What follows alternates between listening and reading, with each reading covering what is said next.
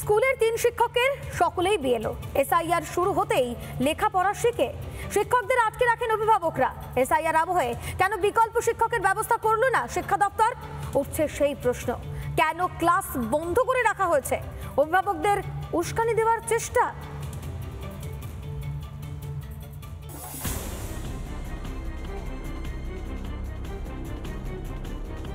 উত্তর 24 পরগনার গাইঘাটায় Chandigarh special cadre FP বিদ্যালয়। স্কুলেরই 3 শিক্ষক সকলেই বিএলও। সোমবার থেকে তারা এসআইআর এর দায়িত্বে। তাহলে স্কুল চলবে কি করে? এই প্রশ্ন তুলে শিক্ষকদের আটকে রাখেন অভিভাবকরা। আমাদের 3 জন টিচারকে বিএলওর কাছে তুলে নেওয়া হচ্ছে। স্কুল পঠন পাঠন তো নষ্ট হচ্ছে, আরও চলে যাবে। কিভাবে কি করা যায় সেটা সমাধানের জন্য টিচারদেরকে আমরা আটকে দিয়ে অফিস রুমে তালা দিয়েছি। আমাদের দাবি আমাদের স্কুলের আরও টিচার দেওয়া হোক। আপনারা আজকের থেকে 3 জনই চলে যাচ্ছেন বিএলওর ডিউটিতে। এর মতো অবস্থায় আমাদের টিচারের দাবির থেকে আমরা আজকে অফিস ঘরে তালা মেরেছি।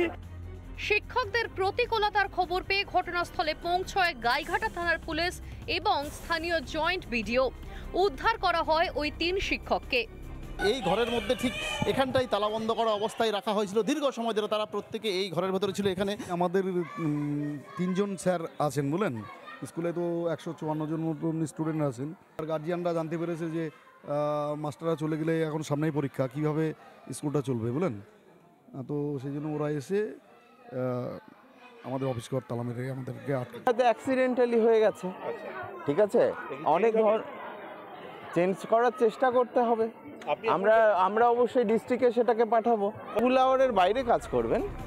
নির্বাচন কমিশন তো সাফ জানিয়েছে বিএলওরা শুধু এসআইআর এর কাজ করবেন। তাহলে আগে থেকে কেন বিকল্প ব্যবস্থা নিল না শিক্ষা দপ্তর? যারা এসআইআর যুক্ত থাকবেন বিএলও, তারা কিন্তু নির্বাচন কমিশনের স্টাফ হিসেবে কাজ করবেন এবং তার জন্যে প্রয়োজনীয় যা অন ডিউটি সুবিধে তারা সেটা পাবেন।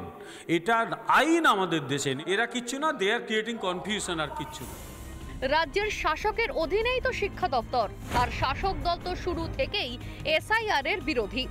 বারবার সমগ্র প্রক্রিয়া গুলিয়ে দেওয়ার চেষ্টা করছে। গাইঘাটায় বিশৃঙ্খলার পিছনে কি তেমনই কোনো চক্রান্ত? প্রশ্ন উঠছে। রিপাবলিক বাংলা। নানা ধরনের কন্টেন্ট দেখার জন্য লাইক করুন, শেয়ার করুন আমাদের ফেসবুক পেজ, সাবস্ক্রাইব করুন আমাদের ইউটিউব চ্যানেল। পাশাপাশি অন্যান্য ব্রেকিং নিউজের জন্য অবশ্যই চোখ রাখুন রিপাবলিক বাংলায়।